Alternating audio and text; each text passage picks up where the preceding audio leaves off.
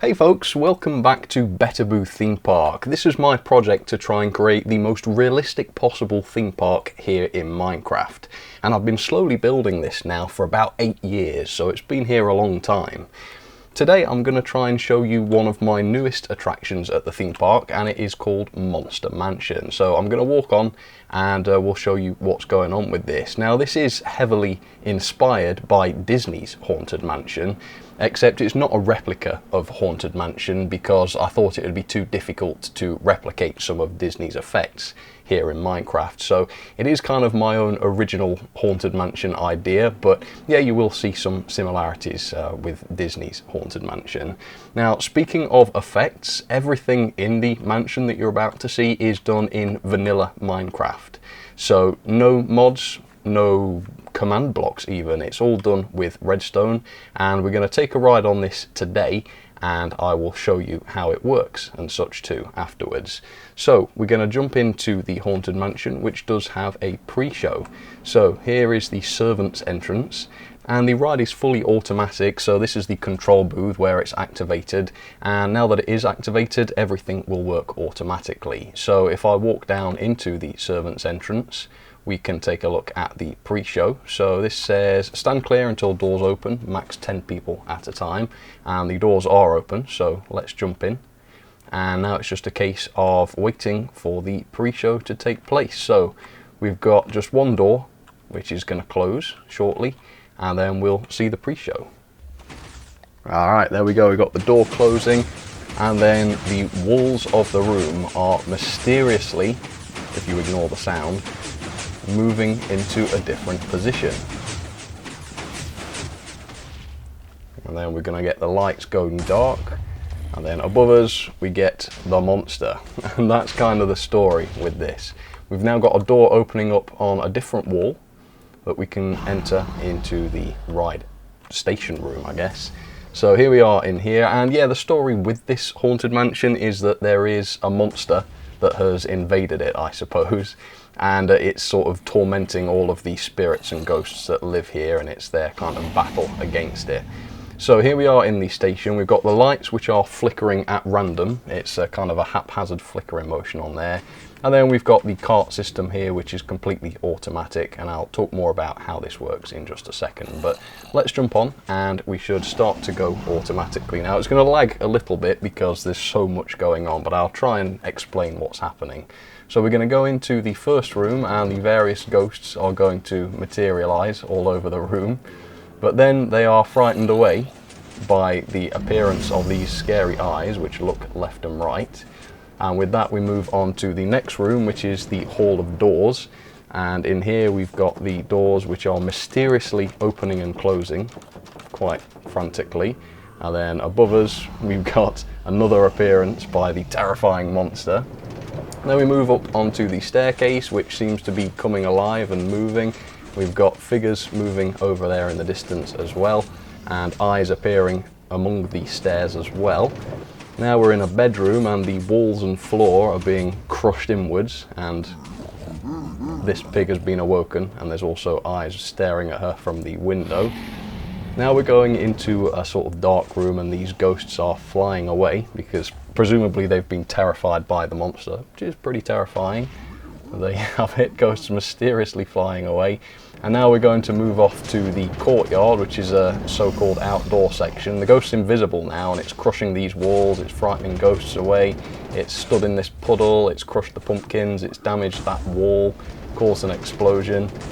And now we're going to move on into the dining room, where some ghosts are having a little bit of a party, but lightning's going to strike and cut all the lights off. And the ghosts have been frightened away. Another lightning strike, and boom, the monster is at the windows and roaring. Yeah, complete with sound effects. And now we're going into the laboratory, which is where the ghosts are going to make a final stand against the monster with TNT, and yet they are going to blow up the mansion. There we go. And that's the end. And then you get off the ride automatically, and then the cart is sent back around to complete the circuit. And then you get off and you disappear into this gift shop where you can buy all sorts of haunted merchandise. So there we go, that is the ride, and then you come out the exit here, and go back into the rest of the park.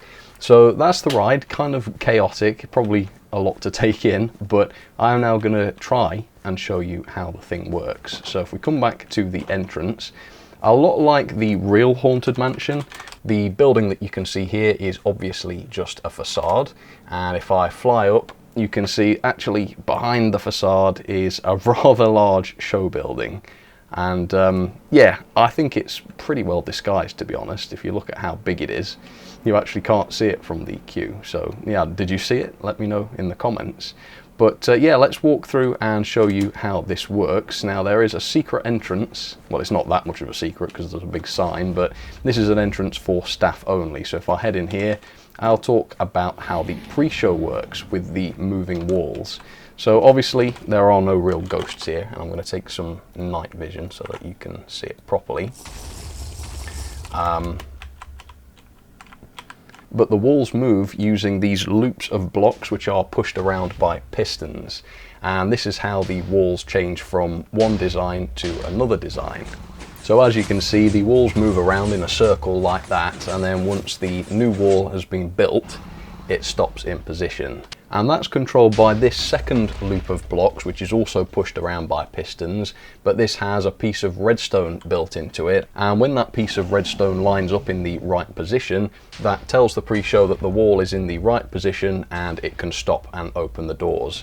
And this means that it always parks up in exactly the right place, and it always means that the entrance and exit doors always line up in the right position as well. So it's pretty complicated, but I think it works pretty well.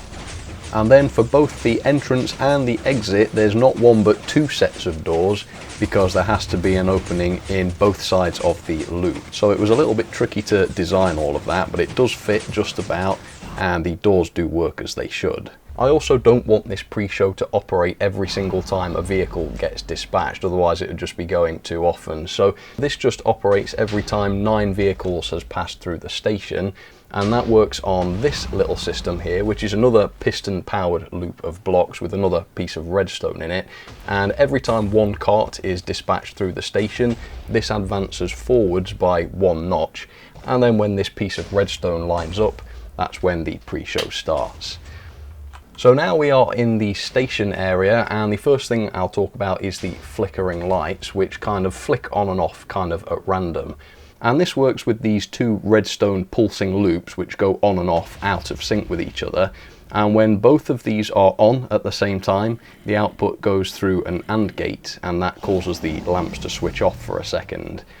If I also cross the tracks and go through this door here, we can get into the backstage area, which is not very well decorated, but this is where the ride is controlled. In fact, everything, the pre-show, all the effects, all the carts and everything is all controlled by these here. So this is a button that just allows you to dispatch 1 cart at a time, or if you flick this lever on, that will dispatch carts automatically as soon as it's safe to do so, and that's how you can ride it. And this window here, which is disguised as an outside window, is where the operator can look at the cars going past.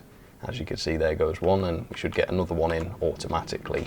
So this is probably a good time to talk about the ride system, the vehicles. And there are 10 vehicles on this system, and they all run around automatically, and it's all block sections so that they can never crash into each other and never catch each other up. I've also got this expedition system, and well, that's what I call it anyway, which basically means that each cart runs through the ride slowly like this, but if the block section ahead of it becomes clear, then the ride will automatically speed that vehicle up and expedite it into the next section of the ride, and that keeps the capacity high. And because I'm trying to make this theme park realistic, I do keep capacity in mind with it.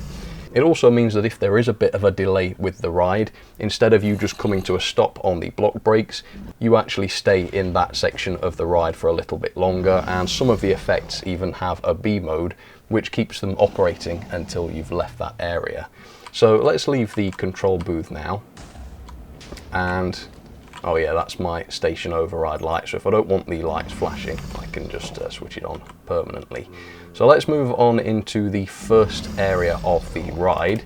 This is where, as you're about to see, all the ghosts materialize one at a time. and then when the monster appears they all disappear at the same time and all the lights go off. And that was quite a pain to make. So basically how it works, each of these figures and their lights is controlled by one of these redstone latching switches, I guess you'd call it. And so they can be activated one at a time, and then when I want the ghosts to disappear, they can all be deactivated at the same second, and that causes them all to disappear. The eye effect that's in this room is a bit simpler. It's just basically pistons that pull blocks around, and then the pupil is just done with 2 pistons which push a row of blocks left and then right to make it look like the pupils are watching. So that's a fairly simple one. Alright, next we come to the Hall of Doors, which is a pretty simple one really. It starts with just a few doors opening and slamming, and then you get a whole frenzy of doors slamming, and that's just controlled with a little bit of redstone wizardry. Nothing too fancy about that. And then of course we've got the monster head, which illuminates and opens its eyes, and then there's a nice bit of strobe lighting as well, which makes it look a bit more dramatic. So yep, that's all that is. Next then we come to the staircase scene where the stairs seem to come alive, and again that's a pretty simple one. That's just a load of pistons pushing the stairs up and down on a clock. And then the stairs with the monster's eyes behind them, that's the same kind of thing, except the stairs just stay in position so that you can see the eyes. We've also got the ghosts appearing and disappearing as you come through here, as well as the ghost wandering up and down the corridor, which is a pretty fun effect. And if I go outside the ride area, you can see how this works. It's just pistons with slime pushing the armor stands with the armor on over some ice, which allows them to slide. And by timing those pistons just right, you can make the ghosts fly around. So that's how that one works. Moving on into the bedroom scene then, and this is where all of the floor and walls kind of moves in, and this works exactly the same as the ghosts from the first scene. So each of these pieces of wall or floor or whatever, they're all controlled by a separate switch, and then when the ride vehicle leaves the area, they all reset so that it's ready to go straight away once again. And I think the rest of this scene is just lighting really, such as with the pig, which does have its sound effects controlled by a note block. That's all that is, just dead simple. And then you go through into the next scene. So the next scene is dead simple really. Obviously the ghosts aren't really flying up above you, you're just moving down past them, which makes it look like they're flying upwards. But they do illuminate as you go past them, and that's why they're surrounded by these tinted glass blocks, because that stops light leakage and it stops the other ghosts being accidentally revealed until you're ready to see them. And then there's also smoke rising in this room, which comes from some campfires which are down way below the ground, far enough away so that the light doesn't illuminate the room.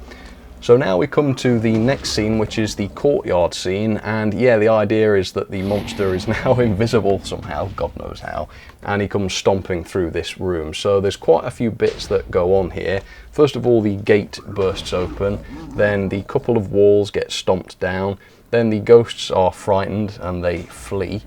Then you've got the dragon heads which activate on top of the gate posts, and another ghost goes floating across. And I think most of this is self-explanatory, although the ghost floating effect is a really cool one. That's just pistons allowing water to flow left and right, and the water pushes the ghost left and right, which is pretty cool. And there's also another one in one of the upstairs windows, which is a little bit hard to see sometimes, but I like the odd little detail. And then you've also got the gazebo, which kind of gets damaged by the monster, presumably as he like crashes into it. And then one of the walls of the mansion gets a monster print in it as well, which is synchronized with TNT, so it looks like he's really crashed into it. And then before the next cart comes through, the entire scene resets so that the next passenger doesn't see any of these effects before it's time. So then the ride vehicles go up some steps and into the dining room. So as you enter the dining room, the whole thing is lit, all the lamps are on and the fireplace is open, but then a bolt of lightning comes down which cuts the lighting and plunges you into darkness, and then a second bolt of lightning conjures the monster. So let's break all this down. First of all, a little bit of a pain to try and synchronize all of the lights so that they shut off at exactly the same moment. So that goes for the lamps, that was an easy one. And then there are pistons which cover up the fireplace with black concrete so that the light from the fireplace doesn't shine through.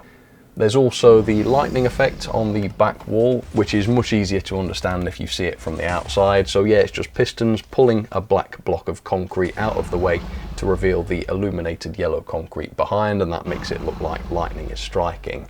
Then, synchronized with that, there is the TNT, which is closer to the ride vehicles, and that is kind of synchronized so it looks like the TNT is the sound effect from the lightning bolt, and as you can see, that synchronizes pretty well. Now, how to make the monster appear? Well, it's obviously not that much of a clever effect. What actually happens is the ride vehicle falls through a hole in the floor down into a replica of the exact same set, and it is the same right down to the cobwebs, except now of course the monster is there at the window. And in this room we've got lighting which works in reverse from the lighting that works in the upstairs dining room, so they all switch on at the exact same moment, and the fireplace opens up again to illuminate the room. And then we've got the monster here, which has his opening eyes and opening mouth, and that's synchronized with a roaring sound effect so that it sounds like he's angry. And then you've got his arms, which have burst up through the floor of the dining room, leaving big holes in the floor and destroying part of the dining room table, and of course there's smoke rising up from around that as well. And once the monster's done his second roar, you're then dispatched into the final scene of the ride, which is the laboratory. So the idea is that it's this laboratory where the monster was created many years ago by some sort of bizarre scientist chap, and so the ghosts come here to find a way to destroy the monster again. And in this room there are some flying ghosts which really do fly. I found a way to launch them through the air like this. And these are actually on a flip-flop, so when one vehicle comes through they fly in one direction, and then when the next one comes through they reset and go back in the other direction. And the rigs that do this are all kind of hidden by the bookcases and different bits of scenery, just so that you can't see those as you ride through. And of course we've got another one of my floating water ghost effects, which is I think my favourite effect in this ride. So simple, but it works so well, and he's kind of watching over everything. And then we come through to the last bit of the ride where all the ghosts are watching as the lasers come down and blow up the TNT. Now obviously this TNT doesn't really blow up because that would destroy more or less the entire ride, but we have got some little dispensers back here which dispense some TNT directly into water, which creates the explosion and the sound and everything, but obviously it doesn't damage anything. And of course the lasers which shoot into the TNT are actually shooting out of the TNT from beacons which are down below, and a block just comes out of the way and lets that beacon shine through, and that's that. So nice and simple. Alright, so from this exit scene, let's enter the service passageways and shut the ride down, because I really want to show that everything really will shut down with just one lever. So here's the exit controls. I have got some levers here which will pause the vehicles leaving the exit. You don't have to touch those, but if you wanted to stop the vehicles entering the station for any reason, you can do that. And then if we head down this way, we've got the exit where we came in, and then we've got ride operation again. And this takes us back to the main booth, and if I turn this off then no more vehicles will be allowed to leave, and the other cars will line up behind the first one in the station. So there you have it. That is a look at my Haunted Mansion ride, or Monster Mansion as I'm calling it. This is what it looks like inside, where all the kind of redstone and machinery is. Yeah, it's a bit of a rat's nest in here. But yeah, I love this stuff. I love building these. And there's tons more rides kind of like this at the theme park. I've got automatic shows and stuff that run. So if you like this and you'd like to see some more, comment down below and let me know, and I will do some more of this as time goes on. But for now, thank you so much for watching. That was my Haunted Mansion, and I'll catch you on the next one. All right, cheers folks. You take care.